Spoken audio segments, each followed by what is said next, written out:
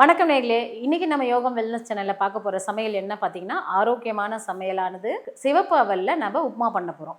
சிவப்பு அவல்ல வந்து பார்த்தீங்கன்னா, நான் ஏற்கனவே சொல்லியிருப்பேன். நெறைய சத்துக்கள் இருக்கு. புரதம் இருக்கு, கால்சியம் இருக்கு, மெக்னீசியம் இருக்கு. முக்கியமா வெயிட் லாஸ் பண்றவங்க இந்த சிகப்பு அவல நீங்க அடிக்கடி எடுத்துக்கணும்.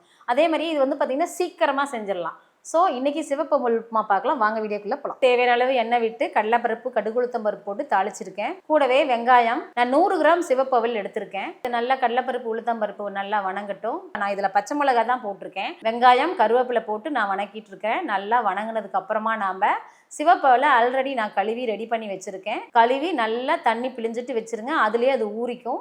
அவ்வளோதான், நல்லா தாளிச்சாச்சு. இதில் தாளிப்பு தான் எதுலையுமே ரொம்ப முக்கியமாக நம்ம பண்ண வேண்டியது. ஒரு சின்ன சட்னி அரைச்சிங்கன்னா கூட தாளிச்சு ப்ரெசென்ட் பண்ணிங்கன்னா பிள்ளைங்க நல்லா சாப்பிடுவாங்க. நான் உப்பு தேவையான அளவு விட்டுருக்கேன். நல்லா வேகட்டும். இப்போ நாம் கொஞ்சமாக மஞ்சத்தூள் போட்டுக்கலாம். அவ்வளோதான், நல்லா மஞ்சத்தூளுடைய பச்சை வாடை போகணும். போகிற வரைக்கும் கிண்டலாம். அடுத்து நம்ம கழுவி வச்சிருக்கிற அவலை போடலாம். போட்டு எல்லாம் நல்லா மிக்ஸ் ஆகணும். நல்லா எல்லாத்தையும் நல்லா கிளறி விடுங்க. சிகப்பு அவல் தாளிச்சாச்சு. இது எல்லாத்தையும் நல்லா மிக்ஸ் பண்ணி விடுங்க. நாம் அடுப்பை ஆஃப் பண்ணும்போது ஒரு எலுமிச்சம்பழத்தை பிழிஞ்சி மூடி வச்சிடலாம்.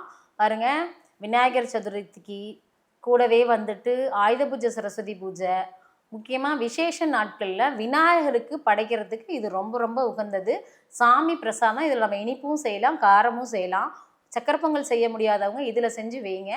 ரொம்ப சிம்பிள் அண்ட் சூப்பராக இருக்கும். ஒரு எலுமிச்சம்பழம் கண்டிப்பாக தேவை. கொத்தமல்லி, தேங்காய் போட்டு நல்லா கிளறிட்டு சாப்பிட்லாம். ஸோ சிகப்பு அவலில் நம்ம வந்து உப்புமா செஞ்சாச்சு. இதே மாதிரி தான் ஒவ்வொரு அவல்லையும் நம்ம செஞ்சு சாப்பிட்லாம். இட்லி மீந்து போயிட்டாலும் இதே மாதிரி உப்புமா செஞ்சு சாப்பிட்லாம். ரொம்ப நல்லது. நல்லது மீன்ஸ் மிச்சமாகாமல் இருக்கும், சூடாகவும் சாப்பிட்ட மாதிரி ஒரு மெனு சாப்பிட்ட மாதிரி இருக்கும். ஸோ இந்த வீடியோ உங்களுக்கு பிடிச்சிருக்குன்னு நான் நினைக்கிறேன். மறக்காமல் இந்த வீடியோவை சேவ் பண்ணி வச்சுட்டு உங்களுடைய ஃப்ரெண்ட்ஸ் அண்ட் ஃபேமிலிக்கு ஷேர் பண்ணுங்கள். நன்றி.